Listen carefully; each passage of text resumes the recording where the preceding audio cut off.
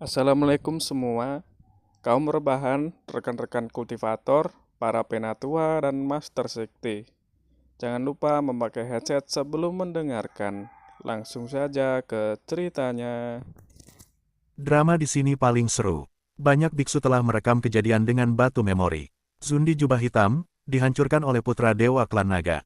Tubuhnya berlumuran darah dan jiwa terluka parah dan kehilangan kekuatan tempurnya. Ada Kaisar Zun berjubah darah dan Kaisar San Muzun, mereka tidak dapat menghentikan Kaisar Selatan dan Orang Suci Utara. Mereka jatuh menjadi genangan darah. Zundi berjubah putih, yang separuh tubuhnya ditebas oleh putra dewa barbar. Zipao Zundi dan Jinpao Zundi juga bersaudara.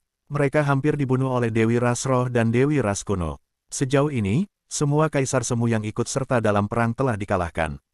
Anak Dewa Phoenix, Dewa para Dewa, Dewa Iblis, dan Dewa para Monster.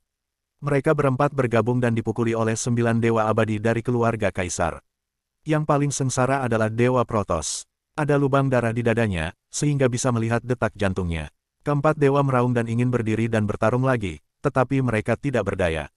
Di sisi lain, Jining Xuang juga mengakhiri pertempuran, dan tubuh Dewa Nirwana terpaksa melarikan diri. Semua orang melihat ke atas, langit cerah, dan Ye Chen vs Putra Dewa Klan Peri. Putra Dewa Peri meraung, menjadi gila, menghabiskan seluruh hidupnya, banyak metode terlarang, tapi tidak dapat membunuh Ye Chen. Ye Chen, datang dari langit, menebas Dewa Klan Peri, karena memberi wajah Jiang Taixu, Ye Chen tidak ingin membunuhnya. Mata Taixu membantunya menghasilkan banyak uang. Dia mengingat kebaikan ini, tapi keturunan Taixu tidak mau menerima sentimen ini. Tidak ada ketegangan di akhir pertempuran ini. Para dewa dari jatuh dari langit, menghancurkan bumi berkeping-keping. Dewa klan Peri meraung, ratusan instrumen magis dikorbankan bersama.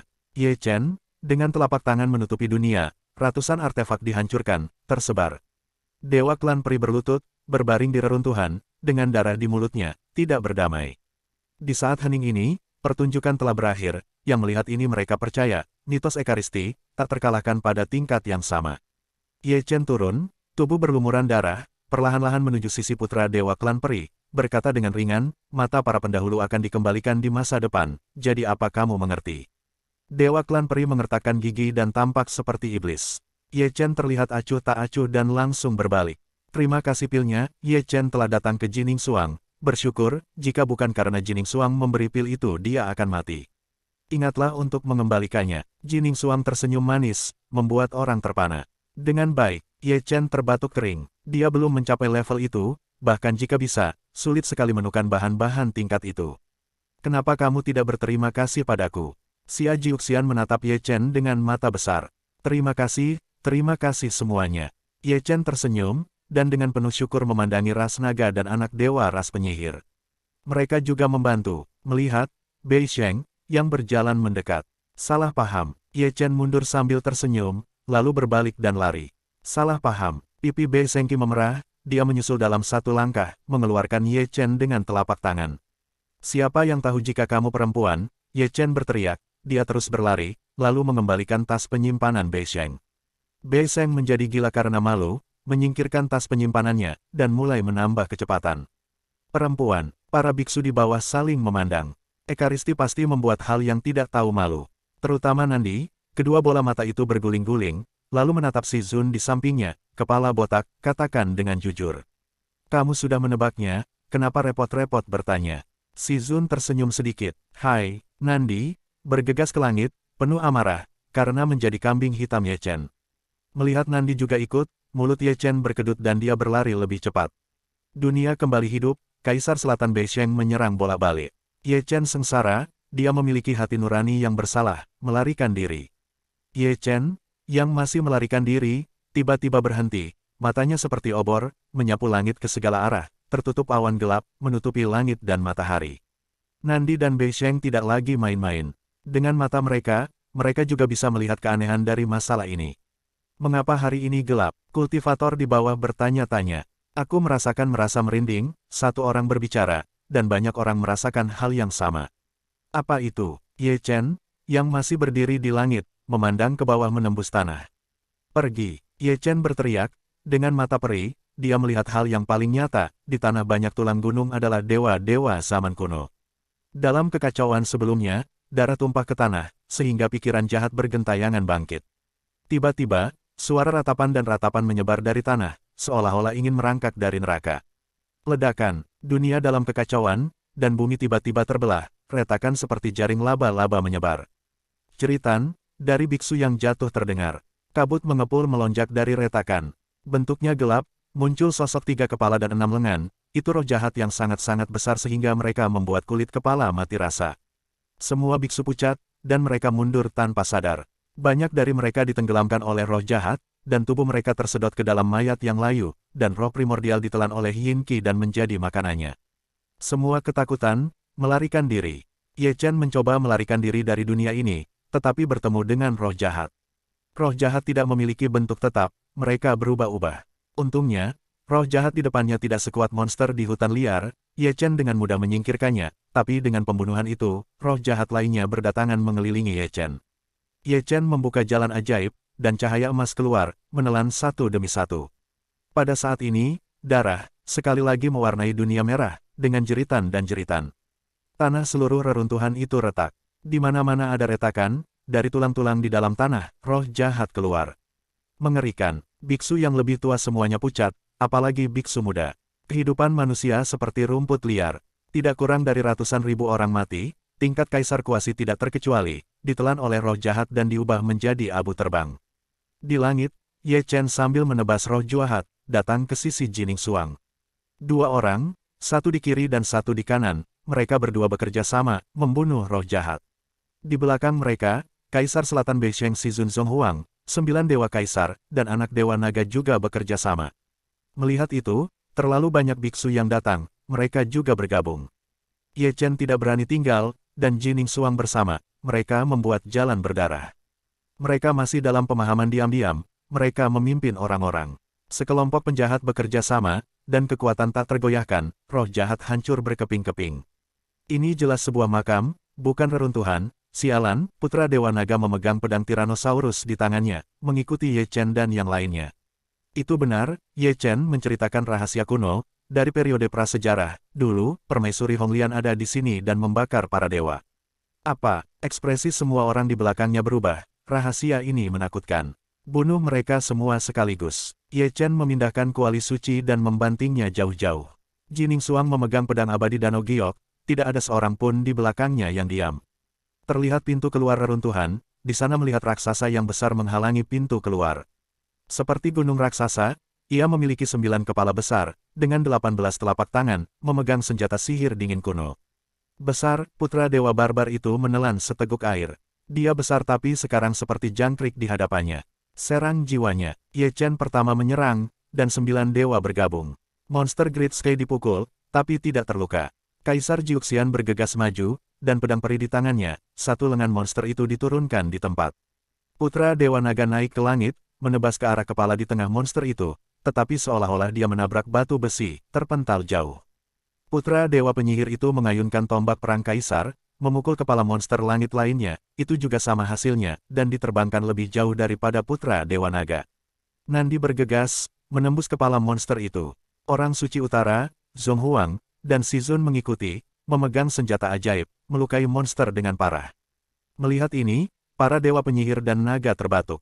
Meski sama-sama dewa, mereka masih jauh dari Nandi dan Botak. Monster Great Sky terprovokasi. Itu meraung dan melambaikan tangannya. Banyak orang dipukuli ke udara. Pertarungan itu berdarah dan tragis.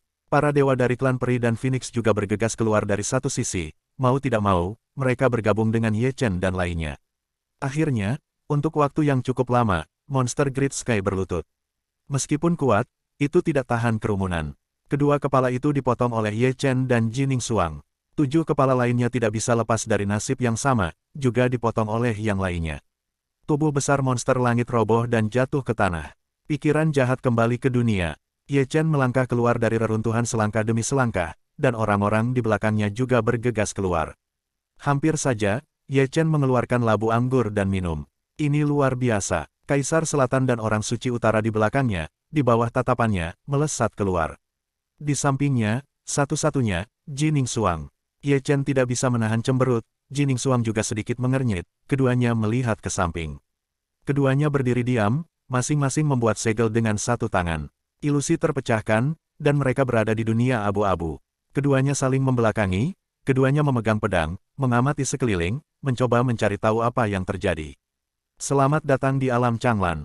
Suara perempuan terdengar, kabut kelabu berubah menjadi sosok yang cantik, tubuh seperti tubuh jiwa, dia memegang kecapi. Sekian lama berlalu, saya masih bisa melihat 6 mata peri Jiang Taixu.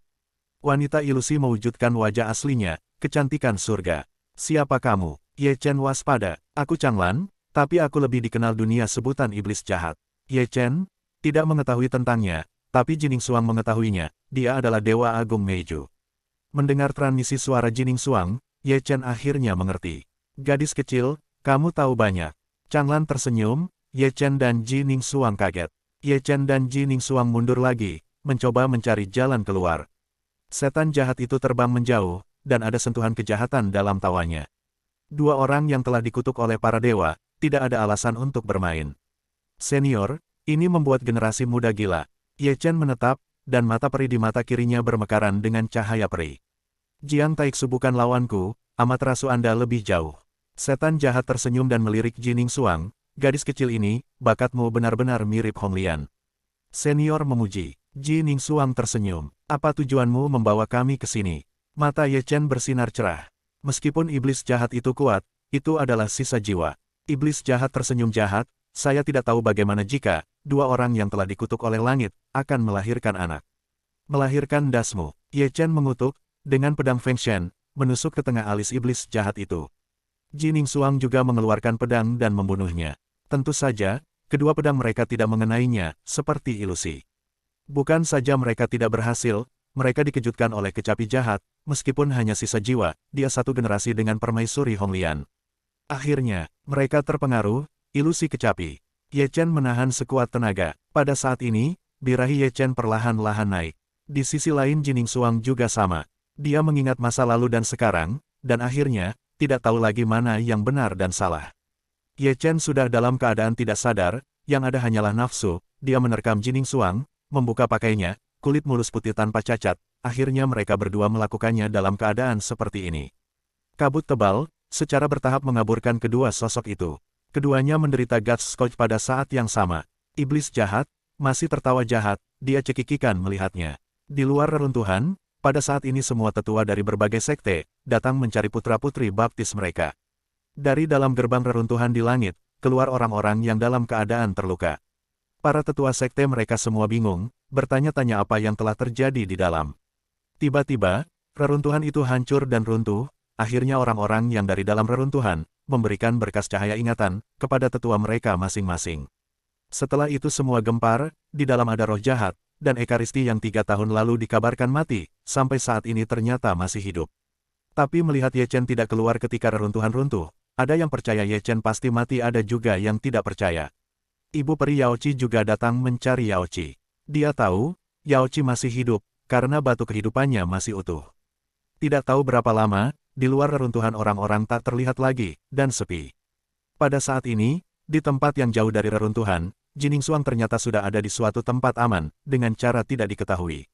Dia telah mengembalikan ingatan masa lalunya, dia juga sudah ingat semuanya dengan jelas, terutama dia ingat Ye Chen, dengan rambutnya yang mulai memutih.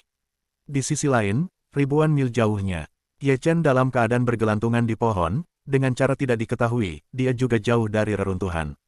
Dia dalam keadaan pingsan. Tiba-tiba, cahaya peri keluar dari tubuh Ye Chen, dan berubah menjadi seorang wanita. Itu adalah Xuan Fei yang bereinkarnasi, dia selama ini ada di dalam lautan dan Hai Ye Chen. Dia membelai wajah Ye Chen, dia melihat semua kejadian itu, dan dia berharap, dia yang berada di posisi Jining Xuang. Saat ini, Ye Chen terbangun, dia sedikit bingung, kepalanya kacau. Pada saat itu dia tidak ingat, tapi sekarang, semua adegan bersama Jining Xuang, tercetak jelas di kepalanya. Ye Chen ingin pergi mencari Jining Xuang, tapi dia tidak tahu kemana. Akhirnya dia singgah di kedai kopi, di sana, dia mengetahui informasi selama dia tidak sadarkan diri. Seperti halnya reruntuhan sudah runtuh, dia menduga yang melakukannya pasti iblis jahat itu.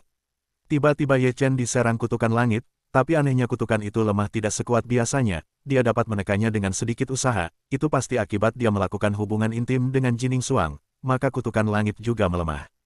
Secara tidak langsung, wanita iblis itu membantu Ye Chen, meskipun dengan cara jahat. Tapi, Tentunya ada tujuan lainnya yang belum diketahui. Ye Chen dan Xuan Fei berpisah, dan mencium Ye Chen, dalam keadaan menjadi laki-laki. Melihat adegan pria mencium pria, orang-orang di kedai teh tidak kaget lagi, karena Bei Ming Xuang juga perempuan dalam wujud pria. Ye Chen meninggalkan kedai kopi, dan di suatu tempat, dia menghitung panennya. Itu banyak, cukup untuk diberikan kepada orang-orang yang bereinkarnasi. Terutama Ye Chen juga mendapatkan pedang kuasi kaisar. Pedang itu berdengung dalam keadaan disegel, Ye Chen melapisi segelnya dan memperingatkan kuali kekacauan, agar tidak menelannya. Itu didapatkan, ketika Ye Chen membunuh pria berjubah darah. Nama pedang ini adalah Burning Ji, dibuat dari besi khusus, berwarna darah. Pada saat ini, Ye Chen melanjutkan perjalanan mencari reinkarnasi. Sekarang dia berada di depan portal teleportasi, tiba-tiba, ada siluet keluar dari dalam portal. Itu adalah kelabang berwujud manusia, sepertinya terburu-buru, di belakangnya ada kera kecil, dia garis keturunan kera tempur. Dia menatap Ye Chen dan Ye Chen menatapnya.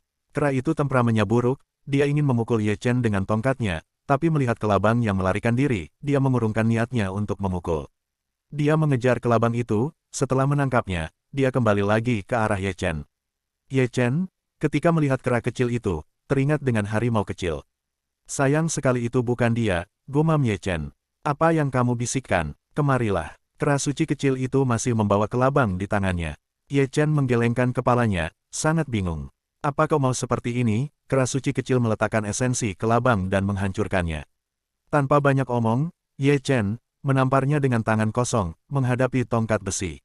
Ledakan guntur segera terdengar, dan saluran luar angkasa berdengung, tangan Ye Chen mati rasa. Kera suci kecil itu tidak jauh lebih baik, menyeringai kesakitan. Siapa kamu? Aku akan melepas topeng untukmu. Kera suci kecil itu melompat ke depan lagi, batang besi emas hitam ditembakkan dengan cahaya kemasan. Ye Chen bergerak dalam satu langkah dan mengelak secara instan, lalu mengangkat telapak tangannya yang penuh misteri. Saluran luar angkasa bergolak dan hampir meledak di tempat. Keduanya batuk darah, dan mereka berdua terkejut, mereka tidak menggunakan kekuatan penuh. Ye Chen menjadi semakin ketakutan saat dia bertarung. Kera suci kecil itu bukan pria kekar biasa. Batang besi itu bahkan lebih kuat. Kera kecil semakin ketakutan. Di wilayah selatan Xuan Huang ini, hanya segelintir orang muda yang mampu bersaing dengannya. Ini membuatnya sangat penasaran dengan identitas Ye Chen, dengan mata emasnya tapi gagal. Mereka berdua berhenti bertarung seketika, dan menoleh ke satu sisi lorong. Ada dua lelaki tua, satu hitam dan satu putih, itu kelabang Raja Suci yang kuat. Setelah melihat ini, Ye Chen mengangkat alisnya, kemudian dia memandang pria kecil itu dengan penuh minat. Kera suci kecil itu cepat, dia lari. Bocah kera kecil, kemana kamu pergi? Kedua Raja Suci kelabang, melangkah untuk mengejar. Sialan, jika ada nyali satu lawan satu. Kutukan dominan kera suci kecil itu datang dari jauh, tetapi kedua Raja Suci kelabang itu tidak membunuhnya sama sekali, melesat menekan dan menangkapnya. Melihat kera kecil tertangkap, Ye Chen mengabaikannya secara langsung. Namun, kera kecil itu berteriak menatap Ye Chen, dan dia juga memukul kelabang kecil. Dua Raja Suci kelabang berhenti melangkah dan menatap Ye Chen. Nenekmu, teriak Ye Chen, berbalik dan melarikan diri, garis hitam di dahinya mengalir dengan liar, jika dia kembali, dia akan menendang kera kecil itu sampai mati. Mau melarikan diri, Raja Suci kelabang hitam bergerak dalam satu langkah untuk mengejar. Cerdasnya aku, kera suci kecil itu menyeringai, di gendongan Raja Suci kelabang putih. Ye Chen berhasil menghindari Raja Suci kelabang hitam, berkali-kali. Sein King kelabang putih tidak tahan lagi, dia melangkah dan memblokir jalan Ye Chen. Sekarang Ye Chen terkepung dua Raja Suci. Aku tidak memukul kelabang kecil itu. Teriak Ye Chen, benarkah? Lalu kenapa lari jika tidak memukul? Ya, dia yang paling keras memukulnya. Kera suci kecil memanasi kompor. Kamu keluar dari sini, teriak Ye Chen, wajahnya sehitam seperti pot.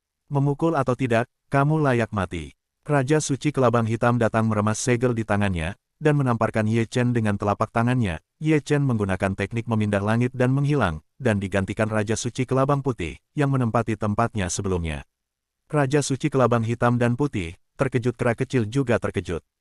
Hanya saja telapak tangan Raja Suci kelabang hitam yang tidak mau berhenti.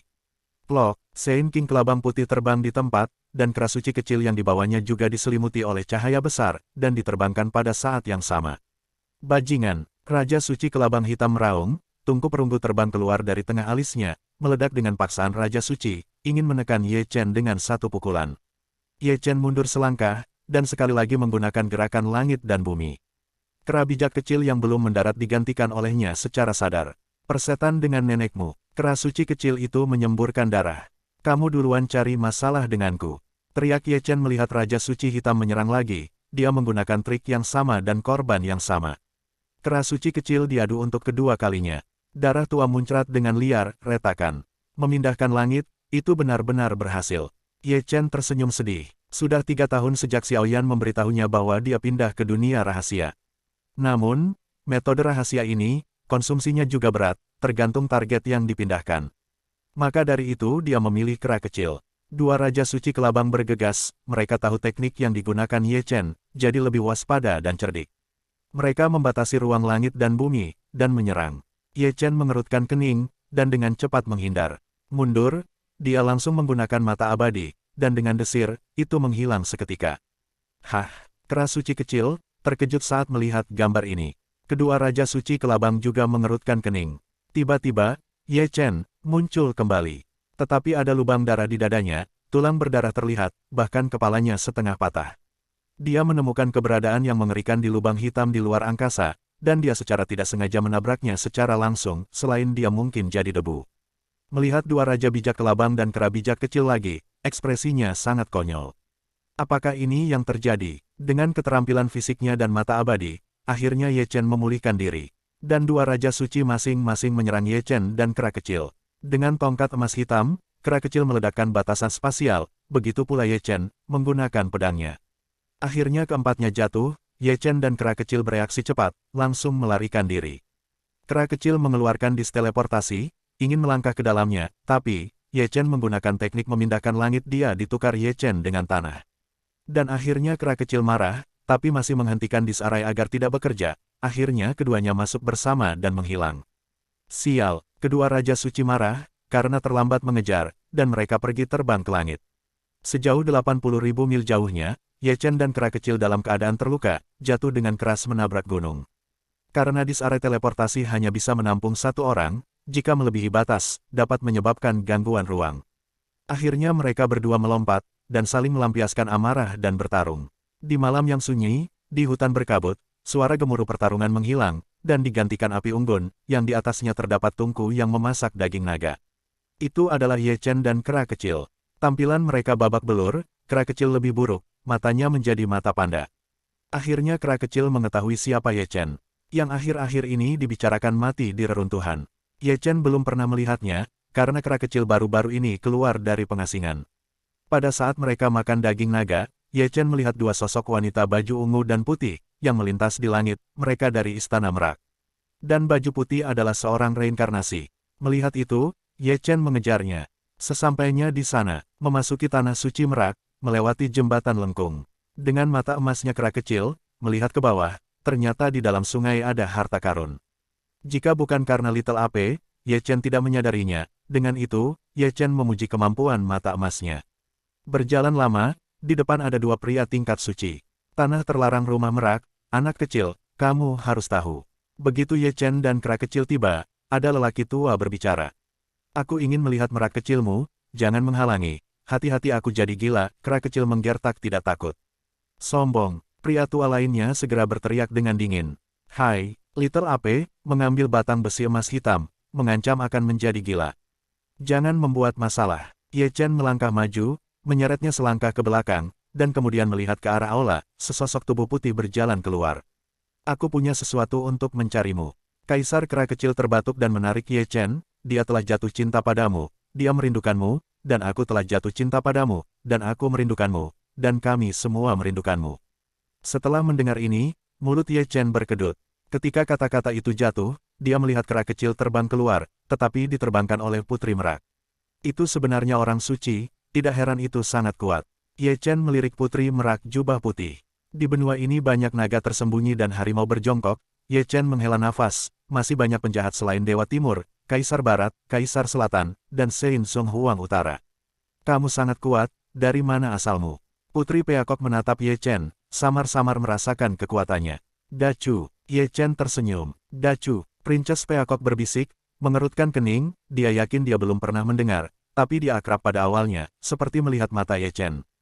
Ye Chen tersenyum pada Putri Merak, tetapi tidak melepas topeng hantu. Ingin melihat wajah di balik topengmu. Princess Peacock berbisik. Akhirnya keduanya melakukan pertempuran pikiran, mereka berdua diam seperti patung.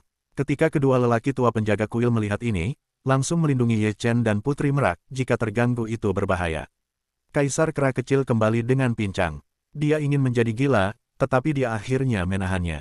Sakramen kuno, melawan Putri Merak tingkat Sein, pertarungan ide ini menarik. Kaisar Kera Kecil memegang tongkat besi Wujin, menatap Ye Chen, lalu melirik Putri Merak, levelnya tidak sama, Ekaristi akan kalah. Pertarungan pikiran, tidak ada gelombang yang mengejutkan, tetapi telah menarik perhatian banyak orang tua di keluarga Peacock. Banyak murid dari keluarga Merak tertarik, melihat ke atas. Siapa dia yang mengenakan topeng? Keingintahuan terus datang dan pergi, mereka semua menunjuk ke arah Ye Chen. Banyak orang telah mengintip ke dalam metode rahasia, tetapi mereka jauh dari mampu menembus kedok Zhoutian. Saat ini, di puncak gunung, para penatua bertanya kepada leluhur Peacock, dia disebut Raja Merak, berbaju merah, dan dengan kemampuannya dikuasai kaisar, tentunya dia mampu melihat identitas Ye Chen, dia memberitahukan bahwa itu sakramen kuno. Mendengar itu sakramen kuno, para penatua saling memandang dan takjub, menatap Ye Chen di kejauhan dengan penghargaan. Selain itu, orang-orang tua itu terkejut, mereka tidak tahu bahwa Ekaristi masih hidup, dia dikabarkan terkubur di reruntuhan kuno. Saat ini, Ye Chen bergetar ringan dan mundur selangkah. Dia menggelengkan kepalanya sambil tersenyum, dia kalah tingkatan, suci vs semu suci. Putri Merak juga kembali ke pikirannya, ekspresinya sedikit terkejut. Meskipun dia tidak melihat wajah asli Ye Chen, dia telah menghancurkan identitas Ye Chen. Dia adalah sakramen kuno, dia mengerti betul bahwa jika ranah Ye Chen tidak setengah tingkat lebih tinggi, dia pasti bukan lawan Ye Chen. Putri, bisakah kita berbicara? Ye Chen tersenyum, aku punya sesuatu yang penting. Kamu bisa. Putri Merak tersenyum ringan, mengambil langkah ke kedalaman Gunung Peri. Ye Chen mengikuti, Little Ape juga mengikuti dengan tongkat besi, berjalan dengan sangat angkuh. Ada juga banyak orang tua yang mengikuti, takut kera kecil mencuri harta. Kera kecil menjadi asap menghilang, dan lelaki tua itu berkerumun mencari. Di sini, Putri Merak membawa Ye Chen ke hutan bunga. Aku tahu siapa kamu. Putri Merak terkekeh dan menuangkan secangkir teh untuk Ye Chen sendiri. Saya tidak ingat kapan terakhir kali Anda memuji saya. Ye Chen tersenyum tipis. Pernahkah kamu melihatku? Putri Peacock menatap Ye Chen dengan ragu. Teman yang sangat dekat, kata-kata itu jatuh, dan topengnya menghilang. Melihat wajah asli Ye Chen, Putri Merak gemetar, dan pikirannya yang akrab membuatnya linglung. Seberkas cahaya peri terbang ke tengah alisnya tenggelam. Selanjutnya gambaran tersebut adalah proses yang harus dilalui oleh semua orang yang bereinkarnasi. Ye Chen bangkit, memegang cangkir teh, berdiri di depan pohon bunga. Bunga-bunga bermekaran dan gugur, keindahan yang berumur pendek, ini adalah hidupnya. Dengan kelopak beterbangan, Putri Merak membuka ingatannya, perlahan bangkit, menatap punggung Ye Chen dengan air mata. Dia ingat namanya, Qianxiang Yue, peri istana Guanghan, Putri Yue Huang. Chen berbalik dan tersenyum ramah padanya. Qianxiang Yue menangis dan tertawa, mengulurkan tangan, membelai wajah itu dengan lembut. Ye Chen membiarkannya menyentuh, mengetahui bahwa dia membayangkan menyentuh Shen Xuanfeng. Shen Xuanfeng, yang merupakan nama lama, memiliki wajah persis seperti Ye Chen, dan meninggal di pelukannya di kehidupan sebelumnya. Apa dia bisa bereinkarnasi? Ketenangan akhirnya dipatahkan oleh kata-kata Putri Merak. Aku selalu masih mencari. Ye Chen tersenyum dan tidak berani memastikan jawabannya. Terima kasih. Air mata Qianxiang Yue seperti hujan. Ibumu juga masih hidup. Ye Chen duduk dan berkata, Ibu masih hidup, benarkah? Aku hidup, kesembilan Kaisar Chu masih hidup. Ye Chen tersenyum, dan sambil membicarakan hal-hal kuno, dia membagikan payung langit. Itu adalah payung Fumo Tian. Itu adalah senjata ajaib kelahiran Yue Huang. Qianxiang Yue menangis kegirangan. Setelah itu, Ye Chen berbicara banyak tentang Da Chuya, tentang pengalaman 200 tahun ini. Dia tidak akan pernah memberitahunya rahasia Shen Xuanfeng, itu nyata dewa pembunuh adalah Ye Xingchen di ruang dan waktu masa depan. Mari kita bicara tentang Tianer dan membuat pesona, dan lihat apakah aku memecahkannya untukmu. Saat Qianxiang Yue terdiam, makian terdengar di luar hutan bunga. Bergemuruh, Hualin gemetar, dan penghalang yang dipasang oleh Ye Chen sebelumnya telah rusak. Kera kecil masuk dengan tongkat besi, tetapi hidungnya bengkak dan rambutnya acak-acakan. Ye Chen melirik barang-barang itu, dan tahu mengapa tanpa bertanya, dia pasti telah mencuri harta dan tertangkap basah. Kalian berdua bersembunyi di sini, itu curang. Kera kecil menancapkan batang besi di tanah, tidak menganggap dirinya sebagai orang luar, dan memetik buah persik dari pohonnya sendiri. Jika kamu mengeluarkan kata-kata konyol, aku akan mengirimmu ke langit. Qian Xiangyue berkata dengan santai, jangan membuat masalah, aku baru saja dipukuli. Kera kecil memeluk seikat buah persik, dan Mi menggerogotinya, satu persatu.